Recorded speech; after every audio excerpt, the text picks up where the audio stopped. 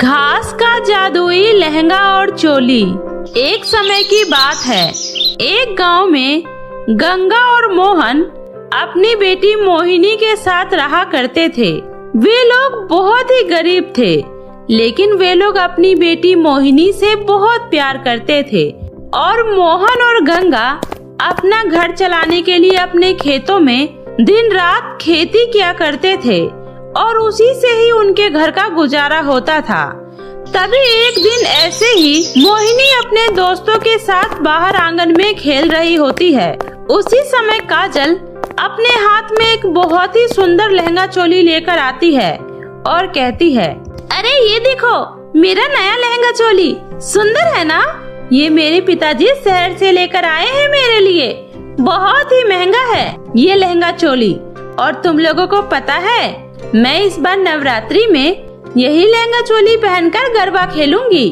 अरे वाह काजल, तुम्हारा लहंगा चोली तो दिखने में बहुत ही सुंदर लग रहा है। मैं भी अपने पिताजी से ऐसा ही लहंगा चोली लाने के लिए कहूँगी। अरे क्या कहा तुमने? तुम्हारे पिताजी ऐसा लहंगा चोली लेकर आएंगे? ऐसा कभी नहीं हो सकता। लेकिन भला क्यों? तुम ऐसा क्यों बोल रही हो? अरे क्योंकि तेरे पिताजी बहुत ही गरीब हैं। वे 2 वक्त की रोटी के लिए तो दिन भर खेतों में काम करते रहते हैं। ऐसे में वो तुझे नया लहंगा चोली कहाँ से दिला पाएंगे? और रही बात मेरी, तो मेरे पिताजी इस गांव के मुखिया हैं और उनके पास बहुत पैसा है। इसलिए तुम मेरे जैसा लहंगा चोली पहनने का सपना छोड़ दो। बस इसे देखकर ही अपना काम चलाओ। तुम चाहे कुछ भी कह लो काजल, लेकिन मैं इस बार तुमसे भी अच्छा लहंगा चोली लेकर दिखाऊंगी, देख लेना। इतना कहकर मोहिनी वहाँ से गुस्से में अपने घर आ जाती है, जहाँ गंगा उससे कहती है, अरे क्या हुआ मेरी बच्ची को? ऐसे मुंह बनाकर क्यों बैठी है? माँ, आज काजल अपना नया लहंगा चोली लेकर आई थी और वो मुझसे कह रही थी कि मेरे पिताजी मुझे कभी भी नया लहंगा चोली नहीं दिलवा सकते। बताओ ना माँ, क्या पिताजी मुझे कभी नया लहंगा चोली नहीं दिला सकते? अरे मोहिनी बेटा, तुम तो मेरी बहुत समझदार बच्ची हो ना, और तुम्हें तो पता है ना तुम्हारे पिताजी दिन रात हमारे लिए कितनी मेहनत करते हैं। तो ऐसे में नया लहंगा चोली खरीदना हमारे बस की बात नहीं है बेटा, क्योंकि लहंगा चोली बहुत ही महंगा आता है। तो भला तुम्हारे लिए नया लहंगा चोली हम कहाँ से लेकर आ पाएंगे? मुझे कुछ नहीं पता है माँ, लेकिन इस बार मुझे नया लहंगा चोली चाहिए तो चाहिए। ऐसे जिद नहीं करते मोहिनी बेटा। उसी समय वहाँ पर मोहिनी के पिता मोहन आ जाते हैं और गंगा उनसे कहती है, अरे सुनिए जी, अब आप ही अपनी लाडली बेटी को समझाइए। वह काजल की तरह नया लहंगा चोली खरीदने की जिद कर रही है। मोहिनी बेटा, अच्छा ये बताओ, नवरात्रि का मतलब क्या होता है? गरबा खेलना। अरे बेटा, जब गरबा ही खेलना है तो इसमें लहंगा चोली की क्या जरूरत है? वो तो तुम ऐसे भी खेल सकती हो। नहीं पिताजी, मुझे इस बार नया लहंगा चोली चाहिए, वरना मैं इस बार गरबा खेलने नहीं जाऊंगी। इस तरह मोहिनी जिद पकड़कर बैठ जाती है कि उसे नया लहंगा चोली चाहिए तो चाहिए। ये देखकर मोहन सोच में पड़ जाता है कि वो अपनी बेटी को नया लहंगा चोली कैसे दिला पाएगा। इसलिए वो अगले दिन अपने खास दोस्त राघव के घर जाता है और उनसे कहता है, अरे भाई राघव, मुझे तुमसे कुछ पैसों की मदद चाहिए। मैं अगले महीने तुम्हारे सारे पैसे लौटा दूंगा। अरे यार मोहन, मेरे पास तो अभी एक भी पैसा नहीं है, और तुम्हें पता है ना, नवरात्रि का सामान खरीदने के लिए खुद ही मेरी पत्नी रोज मुझसे लड़ती है। लेकिन भाई, जब मेरे पास पैसा है ही नहीं तो मैं उसे कहाँ से ला कर दूँ? अपने दोस्त की बात सुनकर मोहन वहाँ से निराश होकर घर आ जाता है और अपनी पत्नी को सब कुछ बता देता है। तभी गंगा कहती है, अरे जब हम लोगों के पास पैसे हैं ही नहीं तो आप क्यों मोहिनी की जिद को पूरी करने में लगे हुए हैं? आप उसे समझा दीजिए, वो समझ जाएगी। वही मोहिनी बाहर खड़ी ये सब बातें सुन लेती है और वो अंदर जाकर अपने पिताजी से कहती है, कोई बात नहीं पिताजी, मुझे नया लहंगा चोली नहीं चाहिए। मुझे पता था मेरी मोहिनी बेटी बहुत ही समझदार है मोहिनी ऐसा कह तो देती है, लेकिन वो मन ही मन बहुत दुखी होती है, क्योंकि उसे नया लहंगा चोली चाहिए था।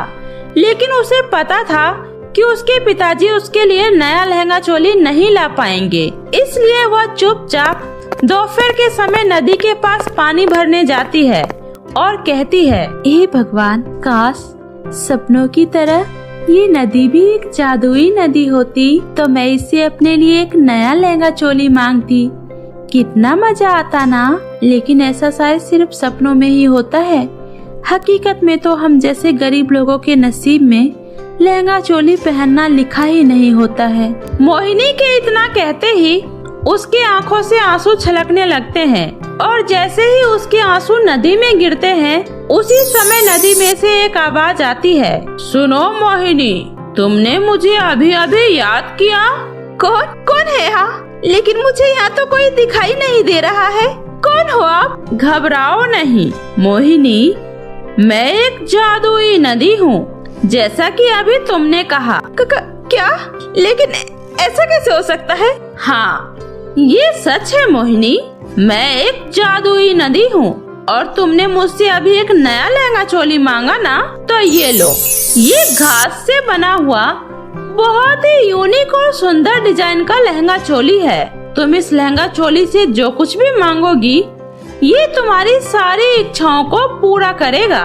क्या आप सच कह रही हो? आपका बहुत बहुत शुक्रिया जादुई नदी। इतना बोलकर मोहिनी वह जादुई घास से बना लहंगा चोली लेकर घर आ जाती है और घर आकर वो अपने माता पिता को सारी बातें बता देती है। जिसके बाद गंगा उनसे कहती है, लेकिन ऐसा कैसे हो सकता है? ये सब तो मैंने कहानियों में सुना है, पर माँ, मैं बिल्कुल सच कह रही हूँ। वो नदी एक जादुई नदी है और उसी ने मुझे ये जादुई घास का लहंगा चोली भी दिया है और उसने कहा है कि हम इससे अपनी कोई भी इच्छा पूरी करवा सकते हैं। अच्छा, तो ऐसी बात है, तो हमें भी दिखाओ अपने जादुई लहंगा चोली की जादू। ठीक है पिताजी, मैं अभी आप लोगों को दिखाती हूँ। हे मेरे जादुई घास के बने हुए लहंगा चोली, तो मुझे अभी बहुत ही स्वादिष्ट खाना लाकर दो। मोहिनी के इतना कहते ही उस घास के बने लहंगा चोली में से स्वादिष्ट खाना निकलकर बाहर आ जाता है। ये देखकर गंगा और मोहन हैरान हो जाते हैं और कहते हैं, सच में बेटी, ये घास का लहंगा चोली तो वाकई जादुई लहंगा चोली है। और ऐसे ही नवरात्रि की पहली रात मोहिनी वह घास से बना हुआ लहंगा चोली पहनकर जाती है, जहाँ हर कोई उसके लहंगा चोली की बहुत तारीफ करते हैं। लेकिन वही काजल उसके लहंगा चोली को देखकर मन ही मन बहुत जल रही होती है, क्योंकि मोहिनी उस लहंगा चोली में बहुत ही सुंदर लग रही होती है और हर कोई सिर्फ उसी की तारीफ कर रहा होता है। और इसी बात की जलन में काजल एक दिन मोहिनी का घास से बना हुआ जादुई लहंगा चोली चुराने के लिए उसके घर में घुस जाती है। लेकिन जैसे ही वह उसके लहंगे को हाथ लगाती है, वैसे ही उसे बहुत जोर बिजली का झटका लगता है, जिसकी वजह से काजल जोर से चिल्लाने लगती है। और उसकी चिल्लाने की आवाज सुनकर गंगा और मोहन वहाँ आते हैं और काजल की मदद करते हैं और उससे कहते हैं, अरे काजल बेटा, तुम यहाँ हमारे घर पर क्या कर रही हो? मुझे माफ कर देना आंटी जी, वो मैं यहाँ पर मोहिनी का लहंगा चोली चुराने आई थी, लेकिन मैंने जैसे इस लहंगे को हाथ लगाया, मुझे वैसे ही बिजली का बहुत जोर झटका लगा, जिससे मेरा दिमाग ही हिल गया। मुझे माफ कर दो आंटी जी। काजल की बातें सुनकर मोहन और गंगा को पूरा विश्वास हो जाता है कि सच में ये एक जादुई लहंगा है और काजल भी वहाँ से चुपचाप अपने घर चली जाती है और उसे भी समझ में आ जाता है कि मोहिनी का वह लहंगा कोई मामूली लहंगा नहीं बल्कि जादुई लहंगा चोली है। उस दिन के बाद से काजल कभी दोबारा उस लहंगे को चुराने के बारे में सोचती भी नहीं है। वहीं मोहिनी अपने जादुई घास के बने लहंगा चोली की मदद से अपने घर की गरीब स्थिति को पूरी तरह से बदल लेती है और अपने परिवार के साथ खुशी खुशी रहने लगती है। गरीब माँ का जादुई फूलों वाला लहंगा। ये कहानी बिंदिया नाम की एक लड़की की है। बिंदिया दिखने में बहुत ही ज्यादा सुंदर थी, लेकिन बिंदिया बहुत ही ज्यादा गरीब थी और वो अपनी बूढ़ी माँ अहिल्या के साथ एक छोटे से घर में रहती थी। और अहिल्या अपना घर चलाने के लिए गांव के सेठ धनीलाल के यहाँ साफ सफाई का काम किया करती थी, क्योंकि बिंदिया के पिता की मृत्यु के बाद घर की सारी जिम्मेदारी अहिल्या के कंधों पर आ गई थी। वहीं सेठ की बेटी रानी और बिंदिया हम उम्र थे, लेकिन रानी में बहुत ज्यादा घमंड था। जब भी ज्यादा काम करने की वजह से अहिल्या की तबीयत खराब हो जाती थी तो वो अपनी जगह अपनी बेटी बिंदिया को काम करने के लिए भेज दिया करती थी। ऐसे ही एक दिन, अरे बिंदिया, आज तू आई है काम पर, तेरी माँ कहाँ है? मालकिन, वो माँ की तबीयत थोड़ी खराब थी, इसलिए माँ के बदले आज मैं आई हूँ यहाँ पे काम के लिए। इस तरह बिंदिया घर के कामों में लग जाती है। लेकिन वही रानी, जो बिंदिया से बहुत जला करती थी, क्योंकि बिंदिया दिखने में रानी से बहुत ज्यादा सुंदर थी, इसलिए वो कहती है, अब आएगा मजा, अब देखना मैं माँ से कैसे इसकी क्लास लगवाती हूँ। माँ, कहाँ है आप? इधर आइए, देखिए ये सब क्या हो गया है मेरे इतने सुंदर लहंगे पर, और ये सब्जी का दाग कहाँ से लग गया? मुझे तो पूरा यकीन है कि ये सब काम उस बिंदिया का है, क्योंकि मैंने उसे अभी किचन में सब्जी बनाते हुए देखा था और उसने ये सब जानबूझकर किया है। माँ, आपको तो पता है ना कि ये मेरे शादी का लहंगा है और मैंने इसे कितनी मुश्किल से डिजाइन करवाया है। अब मैं क्या पहनूंगी? उसी समय रानी की माँ गुस्से में बिंदिया को आवाज लगाती है और कहती है, अरे ओ बिंदिया, कहाँ है तू? जल्दी इधर आ, तुझे तो मैं अभी बताती हूँ। तूने मेरी बेटी की शादी के लहंगे को खराब कर दिया। तुझे पता भी है ये कितना महंगा लहंगा है? लेकिन मालकिन, मैंने तो कुछ नहीं किया, मैं तो किचन में बस आप लोगों के लिए खाना बना रही थी, मुझे नहीं पता ये सब कैसे हुआ। माँ, मैं कुछ नहीं जानती, मेरा ये लहंगा पूरी तरह से खराब हो चुका है, इसलिए आप मुझे अब नया लहंगा दिलवाओ और इस लहंगे के सारे पैसे इसकी सैलरी में से काट लेना और इसे एक भी पैसे देने की जरूरत नहीं है। उसी समय वहाँ पर सेठ धनीलाल आ जाता है और कहता है, अरे बेटी, लेकिन इसमें इसके पैसे काटने की क्या जरूरत है? तुम अपनी शादी में इससे अपने घर के सारे काम करवा लेना और सुबह से शाम तक जो भी मेहमान आएंगे उन सब की खातिरदारी भी यही करेगी। हाँ जी, ये आपने बिल्कुल सही कहा। सुन लिया बिंदिया, 2 दिन बाद मेरी बेटी रानी की शादी है और तू पूरे दिन रानी की शादी का सारा काम देखेगी और इस बार कोई गड़बड़ नहीं होनी चाहिए, समझी? जी मालकिन, जैसा आप कहे।